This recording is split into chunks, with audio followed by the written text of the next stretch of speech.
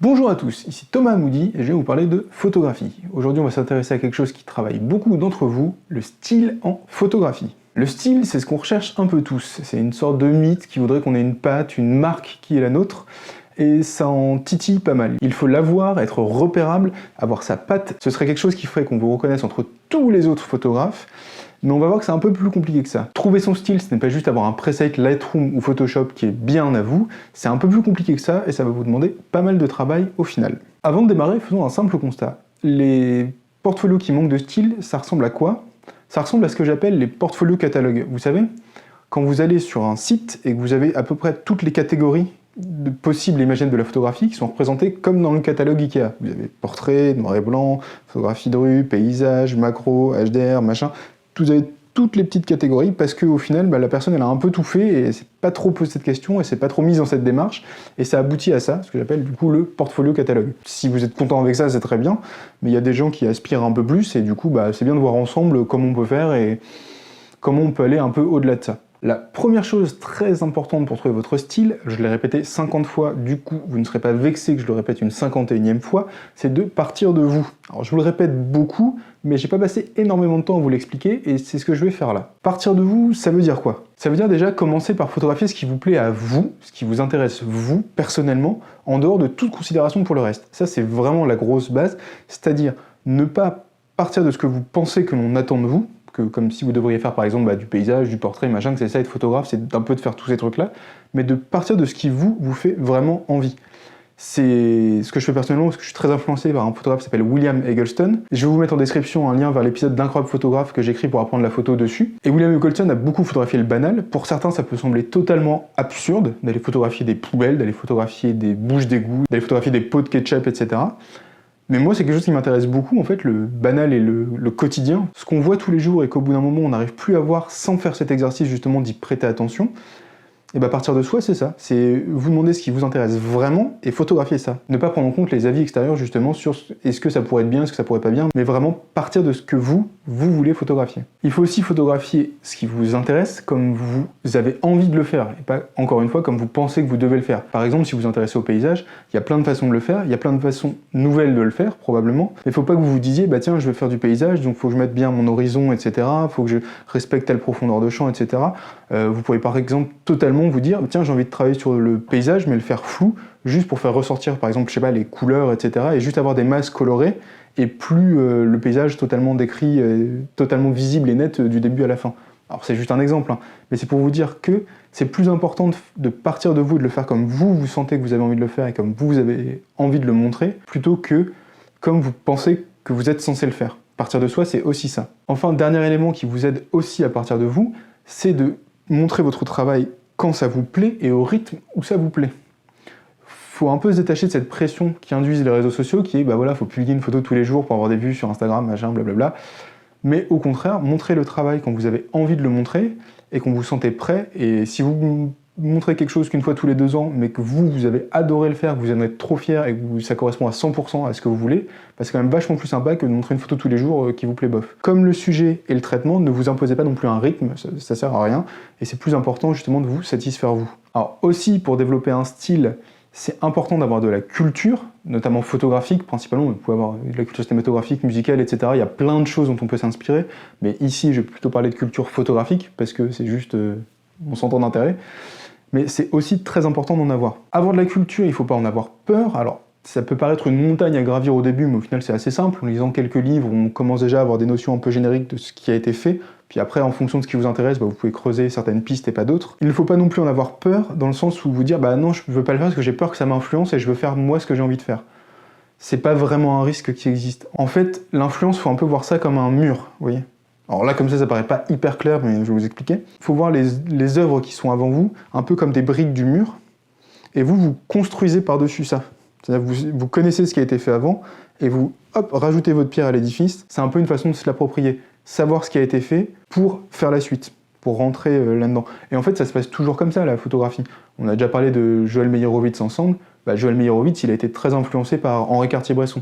Donc c'est toujours la métaphore du mur, la brique d'avant, c'est Henri Cartier-Bresson, et lui s'est posé dessus. Et Joël Meyerowitz a influencé plein d'autres gens, comme Cartier-Bresson a aussi été influencé par des peintres, etc. Donc en fait, c'est un cycle permanent dans l'art, ça fonctionne comme ça, chaque artiste arrive et s'inscrit dans un courant et se place après ceux qui étaient avant, ça c'est évident.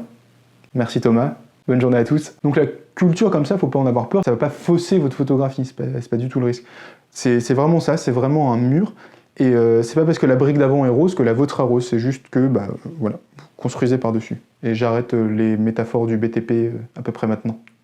Et ça, je pense que c'est un peu le drame de notre époque, notamment sur la photographie, c'est que ça manque réellement de culture. Quand on se connecte sur Internet pour s'intéresser à la photographie, on va nous parler beaucoup de matériel, des logiciels de retouche, etc. Ça, j'en ai beaucoup parlé, mais assez peu de culture vraiment photographique. Et je trouve ça dommage parce que je pense que c'est quand même beaucoup plus important pour vous, par exemple, de connaître le travail de Brassailles, un photographe parisien qui a bossé sur la nuit, etc., que de savoir faire un panorama HDR. Je pense que ça vous ouvre beaucoup plus de possibilités pour votre photographie au final. Et ça, c'est important aussi, parce que la culture photographique, ça vous permet aussi de développer votre goût. Comme par exemple, on apprend à connaître les vins et à savoir ce qu'on aime en buvant, et à se spécialiser dans ce qu'on préfère, etc. Vive l'alcoolisme. Et la culture, ça vous permet ça un peu, ça vous permet de découvrir des choses que vous n'aurez peut-être pas découvertes par vous-même, et de vous donner des idées, et de nourrir de votre réflexion, et petit à petit, justement, de construire ce qui va faire votre style et votre personnalité artistique, au fur et à mesure du travail, etc. Une autre chose qui peut vous être très utile pour justement construire votre pratique photographique, c'est la mort. Alors dit comme ça, l'ambiance décolle pas, c'est pas la grosse fête de balancer ça comme ça, mais je vais vous expliquer. Il y a une expression latine que j'aime beaucoup, qui s'appelle « memento mori ». Souviens-toi que tu vas mourir. Alors on le sait tous, mais on a tendance un petit peu à l'oublier. Cette phrase date de la Rome antique, et elle servait à rappeler à un général victorieux revenant à Rome qu'il était quand même mortel. Un serviteur était chargé de rappeler au général romain victorieux que malgré son succès du jour, il restait mortel et la mort l'attendait à la fin du chemin. D'où la locution latine « memento mori ». Si je vous en parle en photographie, c'était pas pour vous casser les pieds, c'est pas pour vous démoraliser, c'est pour vous inviter à l'avoir dans un coin de votre tête et à vivre les choses plus intensément et du coup à photographier plus intensément. Faites de la photographie comme si c'était votre dernière journée, vous verrez que nombre de sujets qui vous paraissent absolument anodins paraîtront tout de suite beaucoup plus intéressants. Le dernier sourire de vos enfants avant de partir à l'école, votre femme qui vous souhaite bonne nuit, le coucher de soleil sur votre jardin que vous avez déjà vu 50 fois mais que vous n'avez plus envie d'oublier. Memento mori, vous êtes justement à porter un regard plus intense sur les choses autour de vous en vous rappelant la fin. Et ça me fait penser à deux citations que j'aime beaucoup. La première étant de Susan Sontag, donc c'est une philosophe américaine qui a écrit sur la photographie. Elle a écrit un livre qui s'appelle notamment Sur la photographie. Ça ressemble à ça. C'est un petit bouquin qui regroupe des essais qu'elle a fait, comme son nom l'indique, sur la photographie. C'est assez intéressant. Il y a notamment un très bon essai sur le travail de Diane Arbus, qui est une photographe de rue, si ça vous intéresse. Et justement, dans ce livre, Susan Sontag dit « Photographier, c'est conférer de l'importance ». Et ça, c'est essentiel pour développer votre style. Trouvez ce qui, pour vous, a de l'importance. D'où le fait que je vous parle de Memento Mori avant, parce que ça aide un petit peu à mettre les choses en perspective, à se dire « Tiens, si c'était la fin, qu'est-ce que je ferais ? C'est sans doute ça qui est important pour moi. » Donc, comme dit Sontag, photographier, c'est conférer de l'importance. Et dernière citation pour la route, qui est d'Henri Cartier-Bresson. Il faut vraiment que je présente Henri Cartier-Bresson. Donc Henri Cartier-Bresson, qui est un photographe de rue français et historique, qui dit « Contentez-vous de vivre et la vie vous donnera des images ». Et je pense que tout ça mis ensemble, ça contribue à faire votre style photographique.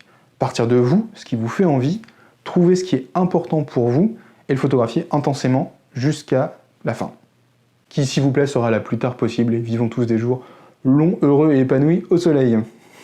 Donc on a un principe de base qui est de partir de soi, une façon de regarder les choses un peu plus intense, et enfin il va vous falloir, pour accumuler de la matière, un sujet. Et pour ça, je vous propose une citation de Nina Simone que j'aime beaucoup. Oui, j'avais dit que c'était la dernière citation, mais je sais pas si j'étais en mode pop-pop, citation c'est la folie aujourd'hui, donc on y va, on lâche rien, c'est la fête. Donc Nina Simone, qui est une chanteuse de jazz américaine, a déclaré « Je choisis de refléter les époques et situations dans lesquelles je me suis trouvé. C'est, pour moi, mon devoir. Et à ce moment crucial de nos vies, quand tout est si désespéré, quand chaque journée est une affaire de survie, je ne pense pas que vous pouviez aider sans être impliqué. Les jeunes gens, noirs et blancs, savent ça. C'est pour cela qu'ils sont si impliqués en politique. Nous allons façonner et mouler ce pays où il ne sera plus moulé ni formé du tout. Donc je ne pense pas que vous ayez le choix. Comment être un artiste et ne pas refléter l'époque ? C'est donc ce sujet-là que je vous invite à traiter en priorité, ou juste si vous n'avez pas d'idée, tout simplement, refléter l'époque. C'est une façon simple de laisser un témoignage de ce qu'a été votre vie, nos vies, et de comment était la société à l'époque où vous viviez à l'intérieur. Il y a plein de façons de faire, c'est pas forcément de la photo de rue, c'est pas forcément du documentaire, il y a plein de façons de témoigner de l'époque, mais ça peut être un bon angle d'approche pour commencer. Donc juste pour résumer globalement les quelques idées que j'ai mis dans cette vidéo pour vous guider ou vous donner des pistes pour développer votre style, partez de vous, donnez de l'importance à ce que vous faites, en vous souvenant de la mort si ça vous aide, il faut pas voir ça comme un truc glauque, et si vous ne savez pas de quoi parler, reflétez l'époque. Alors il y avait sans doute plein d'autres façons de vous inviter à développer votre style, à trouver ce qui vous plaît, c'est juste les quelques idées que j'ai eues en écrivant cette vidéo. Donc si vous avez aussi des idées sur la façon de trouver son style, n'hésitez pas à les mettre en commentaire et on discutera ensemble. Merci à tous d'avoir regardé cette vidéo jusqu'au bout. Si vous l'avez aimée, je vous invite à vous abonner et à la partager avec votre grand-mère, votre chien, votre lama, votre petit frère, bref, autour de vous. Vous pouvez aussi mettre un petit pouce bleu pour soutenir la chaîne. Je vous mets aussi un lien dans la description vers mon livre qui s'appelle 10 outils indispensables pour votre projet photo. Il peut vous aider à trouver votre style et il est gratuit. Il vous suffira de cliquer sur le lien. Et moi je vous dis à bientôt pour de nouvelles vidéos.